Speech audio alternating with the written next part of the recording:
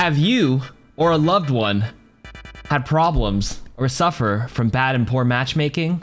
Well, guess what? The Overwatch 2 developers have released a blog to talk to you about matchmaker and competitive, and they're gonna give you a little deep dive. Part 1. Was that intro good? Thank you, chat. In the first part of our 2-part deep dive on matchmaking competitive, we'll look at how matchmaking works under the hood and answer some outstanding questions about how MMR is determined and factored in the system. Ultimately, the goal of the matchmaker is to create as fair matches as possible across all game modes.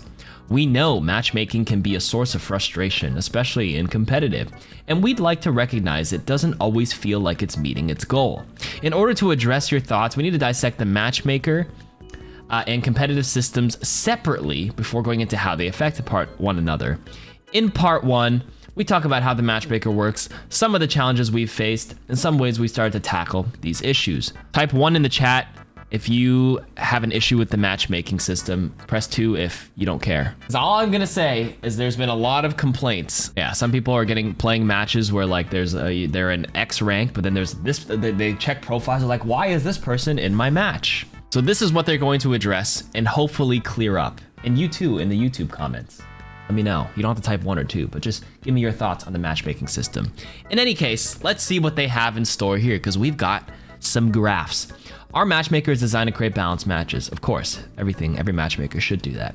To do that, we need approximation of each player's skill.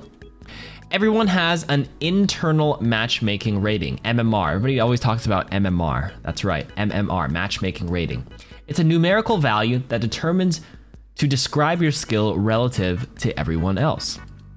However, MMR isn't an absolute value, meaning your MMR can change even if your personal skill stays the same. This could indicate the general population is getting better or worse compared to you. You can see this example below that displays player MMR in quick play, with most of us right around the middle of the curve. Okay, so important, the x-axis is going -6, 5.5 to 0. I guess a 0 MMR. I'm not sure if they're using like accurate numbers to describe it on the bottom, but this is just the average MMR skill variable in their equation, in their algorithm.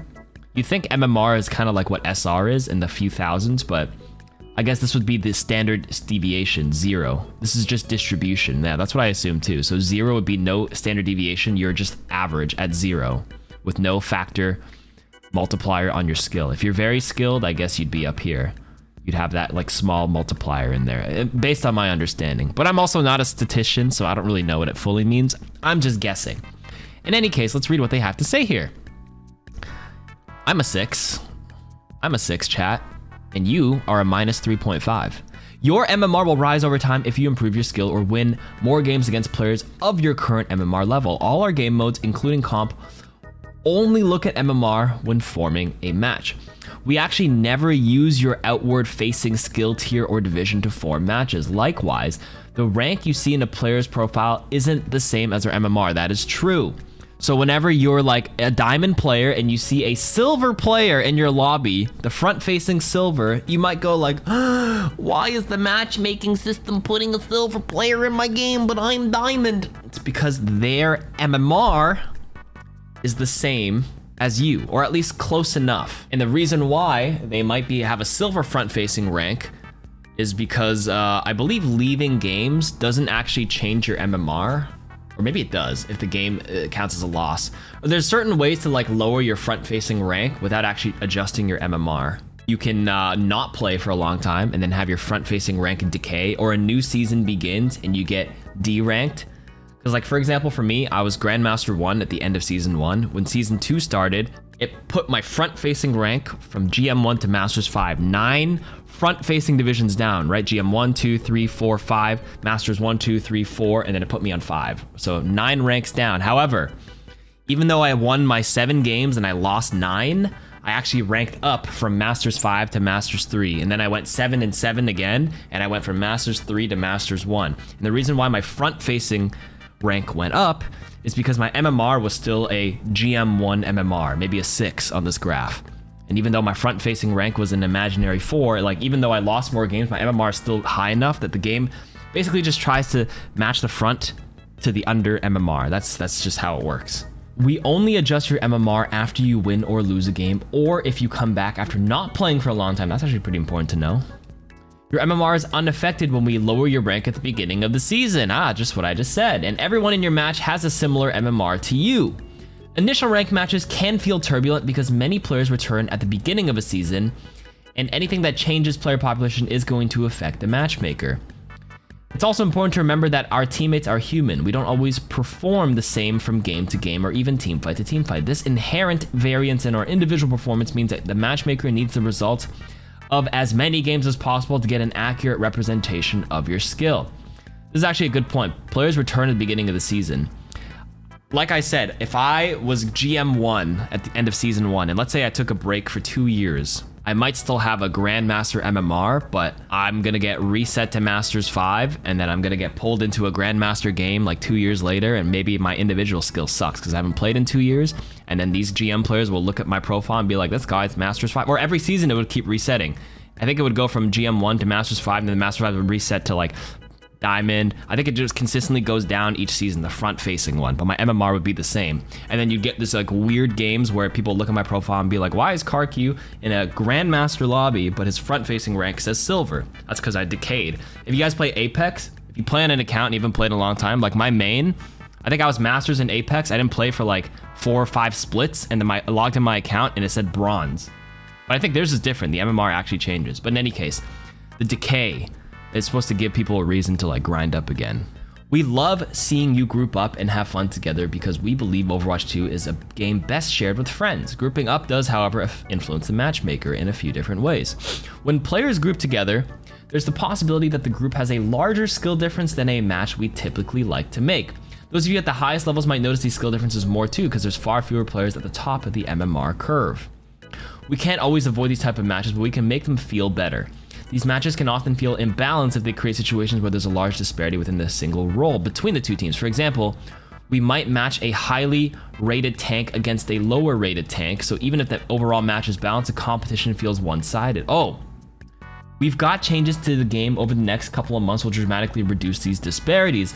We'll try to find pairs of similarly rated players in each role when making a match. For support and damage roles, when we have 2 slots, each player will be paired with 1 player on the opposite team. There will still sometimes be matches with a large range of differently skilled players, but in these cases, the 2 teams will likely be more mirror images of each other.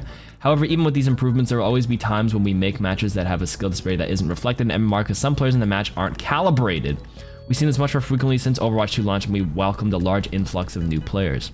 They're changing it so it's actually mirroring the MMR of the role. Tank, they're gonna try to mirror, and at least in DPS and support, at least one of them will have a similar rating. That's actually very, very important because like they just use the tank as an example because the tank is like a single role, and we'll give everybody an SR number just to make it easy. Let's say you have a 3000 SR tank, a 4000 SR DPS, 4000 DPS, 4000 support, and 4000 support. Okay, so 3K tank, 4K everywhere else. But the enemy team has a 4K tank, 4K DPS, 4K DPS, 4K support, and a 3K support. So the game is balanced because the average rating of the team is the same, but the tank is the diamond player, and the other team, the support, is a diamond player.